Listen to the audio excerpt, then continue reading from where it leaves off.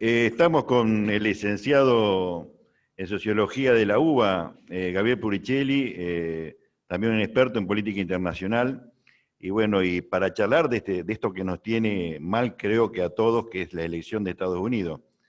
¿Cómo estás viendo el tema? Bueno, un escrutinio accidentado, con un presidente saliente que está desafiando legalmente los resultados en algunos estados, que ya formalmente ha pedido que se cuenten de nuevo los votos en Wisconsin, alegando que como la diferencia entre él y su contrincante es de menos del 1%, está habilitada la posibilidad del recuento, pero más ampliamente que eso, en su cuenta de Twitter, invalidando la llegada y el recuento más tardío, obviamente, de los votos que fueron enviados por correo. De todas maneras, se va consolidando un camino más o menos cierto hacia los 270 electores, que es el mínimo que tiene que obtener un candidato para ser electo presidente, y parece que Joe Biden va en esa dirección. Mientras estamos conversando acá, en algunos lugares donde se cuentan votos, está habiendo manifestaciones pidiendo que se deje de contar, partidarios de Trump en distintos condados en algunos de los estados más disputados. Así que una elección que no ha tenido una proclamación, no ha llevado una proclamación ya de un presidente electo, y que probablemente nos mantenga en esta situación varios días más. Sabemos que Nevada no va a anunciar resultados más definitivos hasta mañana al mediodía hora de la costa este de Estados Unidos. Sabemos que Pensilvania no termina su conteo hasta el viernes, así que es probable que no haya matemáticamente un ganador del colegio electoral hasta mañana o pasado. Pero si alguna corte toma las denuncias que está haciendo el ejército de abogados que tiene la campaña de Trump para desafiar legalmente los resultados, probablemente nos pasemos unas cuantas semanas sin que el resultado sea definitivo. Lo único que sabemos hasta ahora, sí, y esto lo podemos decir a ciencia cierta, con el conteo parcial hasta ahora, el voto popular favoreció a Joe Biden por una diferencia de más de 3 millones de votos por encima de Donald Trump. Con esto, Joe Biden y Kamala Harris se transforman en la fórmula presidencial que más votos obtuvo en ninguna elección de la historia de los Estados Unidos. Más allá del resultado, que es importantísimo, creo, después vamos a hablar esto acá, cómo nos va a afectar esto en cuanto a lo que tiene que ver con Latinoamérica, con nuestra zona, pero ¿te sorprendió la cantidad de votos de Trump y cuál es el componente de ese voto? Bueno, la verdad es que la elección en sí es una elección sorprendente por la tasa de participación que tuvo, que no lo chequeé exactamente y me disculparán si en esto tengo una imprecisión, pero creo que es la tasa de participación más alta de los últimos 100 años en una elección de Estados Unidos. Está algo así como 15 puntos por encima de la tasa de participación en la elección de hace 4 años, en un país donde, recordemos, no solo el voto no es obligatorio, sino que no existe padrón electoral, sino que uno se tiene que registrar voluntariamente para votar, y una vez que está registrado decide si tiene ganas de ir a votar o no, y donde además el propio trámite de registrarse en el registro electoral muchas veces no es sencillo, porque en Estados Unidos hay muchos estados que impiden a personas que cumplieron con alguna condena judicial, les quita el derecho al voto. Estados Unidos no tiene un documento nacional de identidad, y muchas veces a las personas se les exige un documento con foto para poder registrarse, y el documento con foto lo tienen solo, por ejemplo, las personas que tienen un registro de conducir. Es decir, para entender lo extraordinario de la alta tasa de participación, hay que decir no solo que votó mucha gente, sino que votó mucha gente en un país donde no se le hace particularmente fácil a la gente ir a votar. Por el otro lado, en ese contexto, lo decíamos recién, la fórmula presidencial que ganó ya el voto popular es la más votada de la historia de Estados Unidos, pero Donald Trump también obtiene un resultado extraordinario. Va a ser uno de los muy pocos presidentes de los Estados Unidos que probablemente no puedan tener un segundo mandato. En general en Estados Unidos la norma es que cualquier presidente es prácticamente reelecto, así que hay una lista que se cuenta con menos de los dedos de una mano de presidentes que no han sido reelectos, y sin embargo obtuvo más votos que en la elección anterior, obtuvo más votos en muchos de los estados en los que ganó, pero también obtuvo más votos absolutos en algunos de los estados en los que perdió. Ahí lo que hay claramente es un bloque de votantes muy estable que acompaña a cualquiera de los dos partidos independientemente del candidato que presenten. Esta es una primera característica del sistema político estadounidense, un bipartidismo muy consolidado. Recordemos también, en Estados Unidos cuando uno se inscribe en el registro electoral, declara a qué partido pertenece. Así que uno se inscribe para votar y dice si es demócrata, si es republicano o si es independiente, y así figura en el padrón electoral. Entonces, lo primero es que hay una base muy alta, un bloque electoral muy potente y numeroso que siempre acompaña a los dos partidos.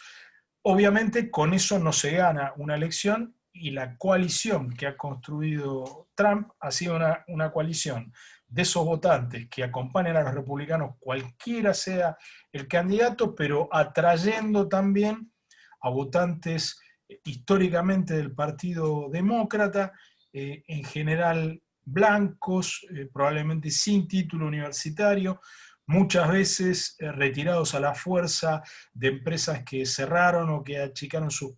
plantillas en zonas industriales del centro oeste de los Estados Unidos, en zonas mineras, donde por problemáticas ambientales también la actividad minera ha retrocedido. Es decir, un conjunto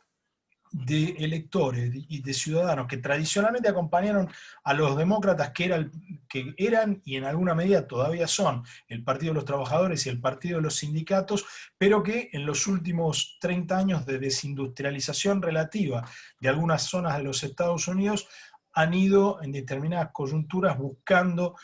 una forma de voto de protesta, y lo acompañaron, son una minoría importante que lo acompañó a Trump en el 2016, y que contrariamente a lo que se podía esperar, y a pesar de que no hayan verificado ganancias económicas en estos años, lo volvieron a acompañar en esta elección, aun si en los 2 o 3 estados que tal vez le van a dar la victoria a Joe Biden, Wisconsin, Michigan y Pensilvania, el Partido Demócrata logró recuperar algo. Pero si hubiera que definir un poco la coalición que arma a Trump y que le permita llegar a 70 millones de votos, es justamente esto, la base histórica de los republicanos y una porción significativa de votantes demócratas en algunos estados y zonas de los Estados Unidos que han padecido la desindustrialización y el cierre de actividades extractivas como la minería. Digamos que también el candidato demócrata no es muy llamativo, ¿no? Digo, no es una persona que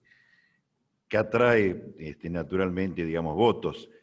¿Qué opinas de eso? ¿Y qué opinas sobre las propuestas de Trump, más allá de todo el planteo que hace, en cuanto a su mirada sobre la pandemia, su mirada sobre la política internacional, su mirada básicamente con el tema de los extranjeros? ¿Qué opinas de eso? Bueno, de Joe Biden se ha dicho mucho que es un candidato que por ahí no tiene brillo propio. Más allá del candidato, lo que sí hay que decir es que el Partido Demócrata tuvo capacidad de unirse detrás de esta candidatura de manera mucho más sólida de lo que había sido el caso en 2016 detrás de la candidatura de Hillary Clinton. Entonces ahí hay una compensación, ¿no? Digamos, el candidato podía no tener un brillo propio, podía ser un candidato que no provocara una Biden manía, pero el partido como tal hizo los deberes a la hora de no dejar que una mayoría posible se desflecara por el camino, porque las distintas facciones que compitieron en las primarias no aportaran todo su apoyo a la candidatura de Biden, y ahí lo hemos visto a Bernie Sanders, que fue el gran contrincante, este independiente que se define como un socialista democrático, que arrancó ganando las primarias y que después, cuando se bajaron varios candidatos que terminaron apoyando a Biden, termina perdiendo. Estuvo muy activo en la campaña, se le reservó una voz a las ideas de Bernie Sanders en la redacción de la plataforma del Partido Demócrata, que ha ido a estas elecciones probablemente con la plataforma electoral más a la izquierda desde la elección de Jimmy Carter en 1976. Y por el otro lado, Trump, que concurrió a estas elecciones directamente sin plataforma electoral. O sea, la convención del Partido Republicano se reunió, él le propuso al partido que ni siquiera aprobaran un documento programático. Y el partido, al que evidentemente Trump le ha reportado enormes beneficios por su atractivo electoral, a pesar de que lo ha movido muchos grados a la derecha de su posición tradicional, ya tradicionalmente de derecha, y esto le ha dejado las manos libres a Trump para decir en la campaña aquello que le venía en gana, ¿no? Digamos, acá ha sido claro cómo Biden ha sido un candidato que en todas sus intervenciones públicas se ha tenido que cuidar de ser muy preciso y no dejar de recordar los aspectos de la campaña, sobre todo que había acordado con sus contrincantes internos. Entonces, una campaña que por ahí careció del brillo del carisma, pero que tuvo mucho contenido programático, y un Trump apelando más bien a los sentimientos, jugando sobre todo la carta del enfrentamiento étnico, de la denuncia del otro visible, del que es distinto por alguna cuestión que lo hace visiblemente distinto. Y la pandemia en medio de todo esto. Con el diario del lunes, en realidad el diario del miércoles, porque en Estados Unidos se vota los martes, eh, podemos decir que esta es una elección que probablemente la termine perdiendo en el colegio electoral Donald Trump por su manejo de la pandemia. O sea, es difícil pensar que con un Trump tan fuerte como el que vimos ayer, si no hubiera habido una política sistemática de minimización del impacto de la pandemia, una política que permitió que Estados Unidos rápidamente estuviera a la cabeza entre los países con más muertos por millón de habitantes. 250.000 de estadounidenses murieron en esta pandemia, y este ha sido evidentemente un factor decisivo. La verdad que a esta altura es un ejercicio contrafáctico, no es lo que sucedió, pero resulta muy difícil pensar que Trump podía perder esta elección si no hubiera sido por su mal manejo de la pandemia, que obviamente tuvo un impacto económico negativo superpuesto al impacto económico negativo que la pandemia ha causado en todos los países del mundo. Bueno, hablando de ese discurso y hablando de emergentes muy parecidos a Trump en todo lo que es Latinoamérica, sobre todo Brasil, otros lugares donde se van perfilando, ¿cómo ves en qué nos beneficia que pierda Trump y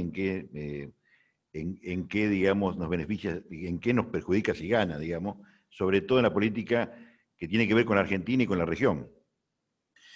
Bueno, la verdad que América Latina ha sido una región muy olvidada por las últimas administraciones de los Estados Unidos.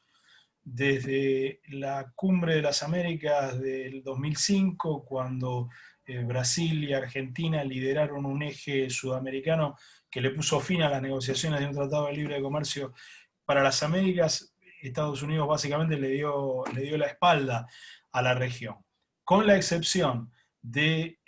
la actitud muy militante en el caso de Venezuela. Estados Unidos no le ha prestado prácticamente atención a América Latina y en particular le ha prestado poquísima atención, de vuelta, con la excepción de Venezuela, y la excepción de Venezuela en los últimos años, en los años más recientes, los últimos 2 o 3,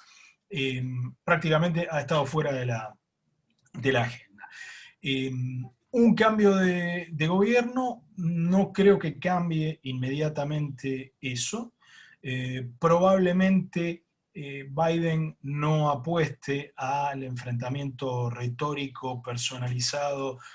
con Nicolás Maduro que ha tenido Trump, pero probablemente tampoco haya un cambio muy radical de la política respecto de eso. Hay algunos factores de la política latinoamericana que se han transformado en factores domésticos de la política de Estados Unidos. Durante muchos años Estados Unidos no pudo deshacer la política de la Guerra Fría respecto de Cuba porque el electorado de ascendencia cubana en el sur de la Florida era un electorado muy importante y entonces, a pesar de que había terminado la Guerra Fría, había que, hasta Barack Obama se mantuvo una posición dura con Cuba. Mucha gente ha emigrado de Venezuela hacia todos los países, distintos países del mundo, mayoritariamente hacia países de América Latina, pero muchos de vuelta hacia Florida, y por lo tanto también el tema venezolano pesa como un tema de política doméstica de los Estados Unidos. Me parece que ahí hay que poner el foco en las cuestiones que puedan cambiar. Es decir, no creo que suban el ranking de prioridades América Latina, pero puede haber algunos cambios respecto de Venezuela y yo diría que sobre todo respecto de Cuba, porque Biden era vicepresidente de Barack Obama, que fue el presidente que restableció relaciones diplomáticas entre Estados Unidos y la isla del Caribe. O sea que a esperar y tranquilizar las aguas a ver cómo termina esto, que posiblemente termine también en cuestiones legales, ¿no? ¿O llegará a la Corte Suprema o no? Bueno, Trump quiso subir al ring a la Corte Suprema ya en su discurso de la madrugada de hoy. Veremos, las disputas legales están planteadas frente a la justicia de distintos estados. Obviamente, si esas denuncias son tomadas, algún procedimiento legal se aplicará y probablemente se habilite una vía para llegar a la Corte Suprema. Pero tendremos que dejar pasar los días para ver si eso sucede o no. En caso de que sucede, la información relevante a tener en cuenta es que hoy en la Corte Suprema hay 6 jueces que simpatizan abiertamente con el Partido Republicano y 3 jueces que simpatizan con el Partido Demócrata. De esos 6 jueces de orientación conservadora, 3 fueron nombrados personalmente por Donald Trump. Así que si llega a la Corte Suprema, que es una institución muy politizada en los Estados Unidos, la noción de independencia judicial en Estados Unidos no es lo mismo que en otras democracias del mundo, pero bueno, tendrán que pasar muchos días hasta ver si eso llega a ese punto o no, y la verdad que hoy no lo sabemos y sería hacer futurismo decir que va a llegar o que no va a llegar. Bueno, Gabriel, para despedirte y un poco presentándote acá a toda esta zona de la provincia de Santa Fe, quisiera que me contés un poco qué estás haciendo. Hace muchos años que no nos vemos, pero veo que estás constantemente, digamos, trabajando, inclusive en algunos medios, estás haciendo columnas en el Le Monde, veo que salís publicados en determinados medios. Contanos un poco a qué te dedicás y qué es de tu día a día. Bueno, soy docente de la especialización de estudios contemporáneos de América y Europa en la Facultad de Ciencias Sociales de la Universidad de Buenos Aires, que es una especialización que se dicta enteramente online, así que estamos ahí intentando innovar pedagógicamente, espero que estemos teniendo éxito. Vamos por la segunda cohorte de esta especialización desde la universidad pública. Y desde el año 2004 me ocupo del programa de política internacional de un centro de estudios privado, que es el Laboratorio de Políticas Públicas, y desde allí tratamos de aportar algún insumo al debate público en nuestro país respecto de cuestiones de política internacional. Colaboro con medios, como vos mencionabas, el Le Monde Diplomatique, Tiempo Argentino, Página 12, una revista muy importante de Córdoba que lamentablemente dejó de salir hace poquito, la revista de las cooperativas de cable de televisión de Colsecor. Y bueno, tengo la suerte de que a veces la capital de Rosario retoma contenidos de Le Monde Diplomatique, así que tengo la suerte de tener algunos lectores allí en el sur de Santa Fe, a través de esa republicación, del mismo modo que a veces el Tribuno de Salta reproduce también algunos de mis artículos sobre el tema de política internacional. Bueno, Gaby, un fuerte abrazo y un gusto verte, ¿no? Así que esperando que pase la pandemia a ver si nos encontramos en algún lugar. Bueno, muchas Seguramente, gracias seguramente habrá oportunidad de un asado en Santa Fe o acá en Buenos Aires cuando el coronavirus así lo lo disponga. permita. Bueno, muchas Un gracias, gusto Gaby. grande. Hasta luego.